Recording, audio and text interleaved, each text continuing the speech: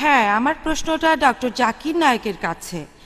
তবে প্রথমেই আমি শ্রী শ্রী রবিশঙ্করকে ধন্যবাদ জানাই আজকের অনুষ্ঠানে তার এই জ্ঞানগর্ভ বক্তৃতার জন্য। ধন্যবাদ শ্রী শ্রী রবিশঙ্করজি। আমার প্রশ্ন জাকির ভাইয়ের কাছে। মহানবী মোহাম্মদ সাল্লাল্লাহু আলাইহি ওয়াসাল্লামের কথা কি হিন্দু ধর্মগ্রন্থে ভবিষ্যৎবাণী করা হয়েছে?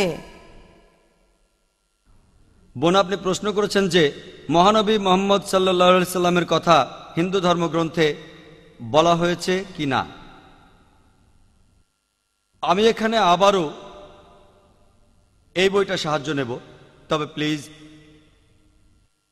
শ্রী শ্রী রবিশঙ্কর এই বইয়ের ২৬ নম্বর পৃষ্ঠায় লিখেছেন, শিরোনাম হল নবী মোহাম্মদ সাল্লাল্লাহু আলাইহি সাল্লাম, নবী মোহাম্মদ সম্পর্কে বেদের ভবিষ্যৎবাণী।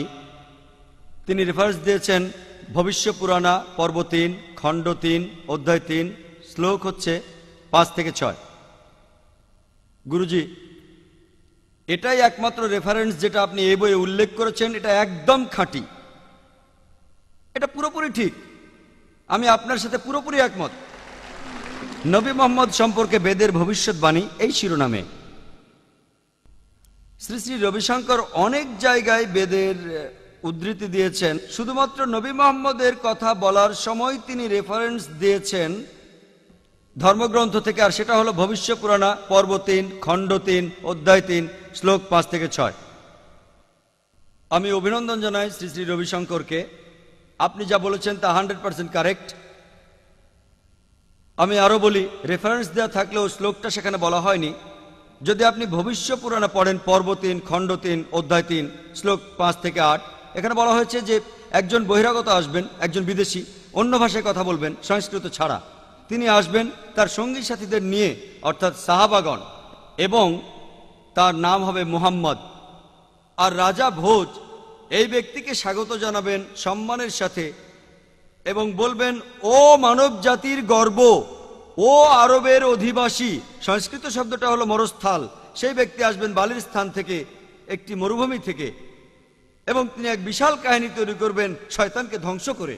মোহাম্মদ সাল্লাল্লাহু আলাইহি সাল্লামের কথা আরো উল্লেখ আছে ভবিষ্য পুরাণায় পর্ব ৩, খণ্ড ৩, অধ্যায় ৩, শ্লোক ১০ থেকে ২৭, যে সর্বশক্তিমান ঈশ্বর বলছেন, এর আগে শত্রুকে হত্যা করা হয়েছে, এবার আরো শক্তিশালী শত্রু আসছে।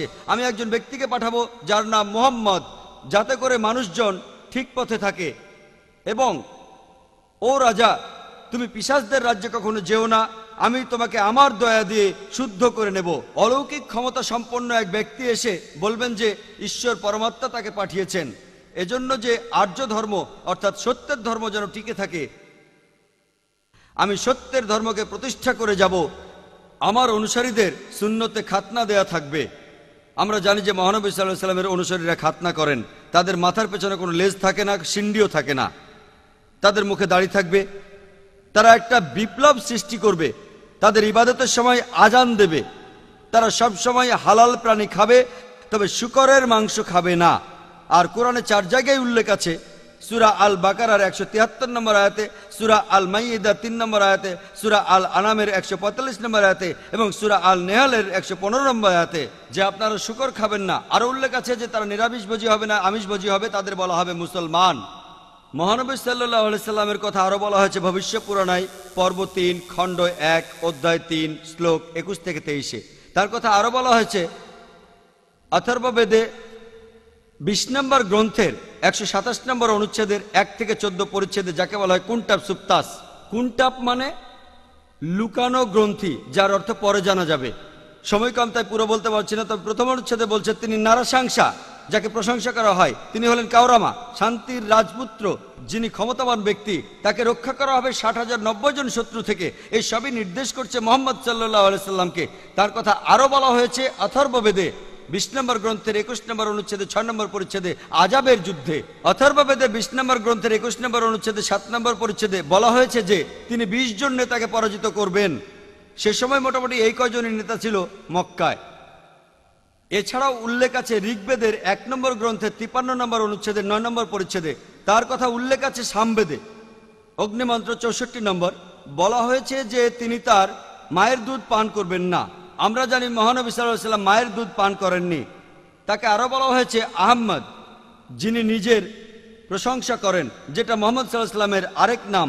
সামবেদে উত্তরচিক 1500 নম্বর মন্ত্রে, সামবেদের 2য় অধ্যায়ের 152 নম্বর অনুচ্ছেদে, তাকে যজুর্বেদের 31 নম্বর অধ্যায়ের 18 অনুচ্ছেদে বলা হয়েছে আহম্মদ। অথর্ববেদের 8 নম্বর গ্রন্থের 5 নম্বর অনুচ্ছেদে 16 নম্বর পরিচ্ছেদে, অথর্ববেদের 20 নম্বর গ্রন্থের 126 নম্বর অনুচ্ছেদে 14 নম্বর পরিচ্ছেদে, ঋগ্বেদের 8 নম্বর গ্রন্থের 6 নম্বর অনুচ্ছেদে 10 নম্বর পরিচ্ছেদে তাঁকে এখানে বলা হয়েছে নারাশংসা। নারাশংসা একটি সংস্কৃত শব্দ যার অর্থ নর বা মানুষ।